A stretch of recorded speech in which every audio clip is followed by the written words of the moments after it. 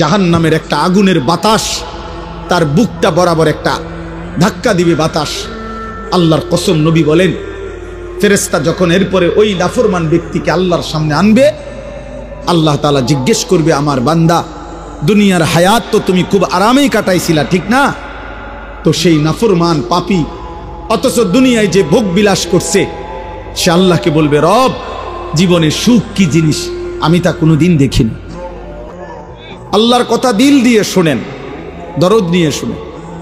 বলতেছিলাম ফেরাউনের মতো কাফেরের কাছেও যখন আল্লাহ তাআলা মূসা আলাইহিস সালামকে পাঠাইছেন, কোরআনে আছে আল্লাহ বলছেন, হে মূসা, ফেরাউনের মতো এই খোদা দাবিদার, এই নিকৃষ্ট কাফের, এত বড় জালেম, তার কাছে তুমি যাও, আমার কথা বলো, কালেমার দাওয়াত দাও।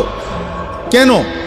লাআল্লাহু ইয়াতাযাক্কারু আও ইয়াখশা, এই যে কোরআন শরীফের আয়াত, ফাকুলা লাহু কাওলান লায়্যিনা লাআল্লাহু ইয়াতাযাক্কারু আও ইয়াখশা। এই জন্য বললাম, আল্লাহ তাআলা বললেন মূসাকে, তুমি ফেরাউনের কাছে আমার দাওয়াত দাও, কালেমার কথা বলো। কেন? লাআল্লাহু ইয়াতাযাক্কারু আও ইয়াখশা, হয়তো সে উপদেশ গ্রহণ করবে অথবা আমি আল্লাহকে ভয় করব। তাহলে ফেরাউনের মতো একজন নিকৃষ্ট কাফের, শেষ পর্যন্ত সে কি ঈমান আনছে? কথা বলেন না। কিন্তু তবুও আল্লাহ তাআলা তার কাছেও যখন পেশ করছে দিন, মূসা নবীকে পাঠাইছেন, বলছে আমি আল্লাহর উদ্দেশ্য, হয় সে উপদেশ গ্রহণ করবে নয়তো আমি আল্লাহকে ভয় করব। তাহলে পৃথিবীর নিকৃষ্ট কাফেরের কাছেও আল্লাহর দিন পৌঁছানোর উদ্দেশ্য একটাই, উপদেশ গ্রহণ, আল্লাহকে ভয় করা। তো সেখানে আমাদের কাছে আল্লাহর দিন পেশ করার মাকসাদ কি? তামাশা শুধু? তাইলে আপনি বক্তা যাচাই করে কি লাভ? যে অমুক বক্তার সুরটা ভালো হইছে, অমুক বক্তারে এটা ভালো হইছে। আমার ভাই, এটা দিয়ে হবে কি?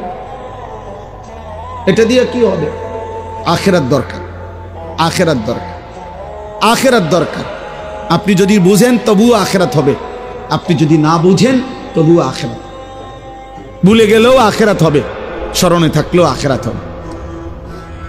গোলামি করলেও আখিরাত হবে, নাফরমানি করলেও আখিরাত হবে। সেজদা দিতে দিতে কেউ আব্দুল কাদের জিলানী হলেও মরে যাবে, নাফরমানি করতে করতে কেউ ফেরাউন নমরুদ হলেও মরেই যাবে। ওয়াজাআত সাকরাতুল মাউত বিল হক যালিকা মা কুনতা মিনহু তাহিদ। আল্লাহ বলে, বান্দা সত্য সত্যই একদিন, যেদিকে যাও না কেন বান্দা, যত পলায়ন করো না কেন, যতবারই ভেগে যাও না কেন, একদিন সত্য সত্য মৃত্যুর যন্ত্রণা আসবে। আর মৃত্যুর যন্ত্রণা সাকরাতুল মাউত আল্লাহ কোরআনে ব্যবহার করছেন, তাফসীরের মধ্যে আছে, কারো মৃত্যুর যন্ত্রণা যখন শুরু হয়, যদি সে বিগত 900 বছর পৃথিবীতে হায়াত পেয়ে থাকে আর 900 বছর আল্লাহর নাফরমানি করে থাকে, কিন্তু 900 বছরে কোনোদিন 1 সেকেন্ডের জন্য কোনো রকমের দুঃখ, কষ্ট, বেদনা, এক ফোঁটা চোখের পানি পড়ে নাই, একটা সুইয়ের কাঁটার আঘাত লাগে নাই, পুরাপুরি 900 বছর যেই নাফরমান সুখ আর আনন্দ আহ্লাদে এই দুনিয়া কাটাইছে, খোদার কসম তাফসিরে লিখছে, মৃত্যু যন্ত্রণার প্রথম সেকেন্ডে, 1 সেকেন্ডে আজরাইল জান কবজের আগ মুহূর্তে, মৃত্যু যন্ত্রণার প্রথম মুহূর্তেই 900 বছরের সুখ আর আনন্দ নাফরমান ভুলে যাবে, ভুলে যাবে, ভুলে যাবে।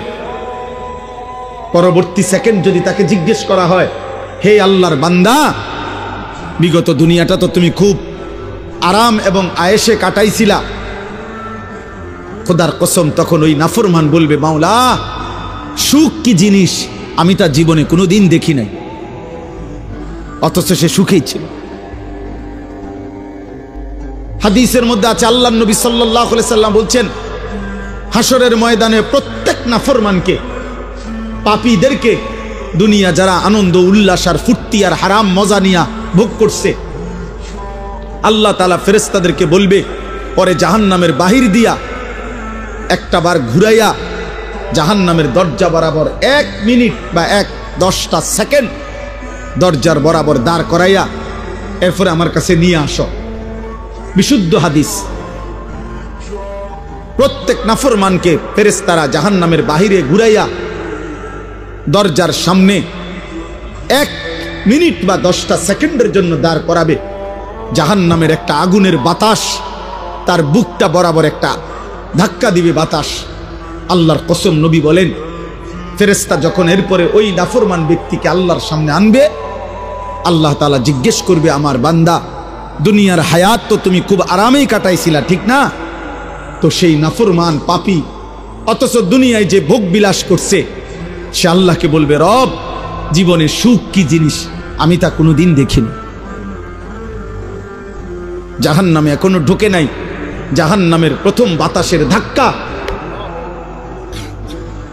প্রিয় ভাই, প্রিয় বন্ধু, দুনিয়া ভুলাই দিবে, সুখের দুনিয়া, সুখের দুনিয়া। এখন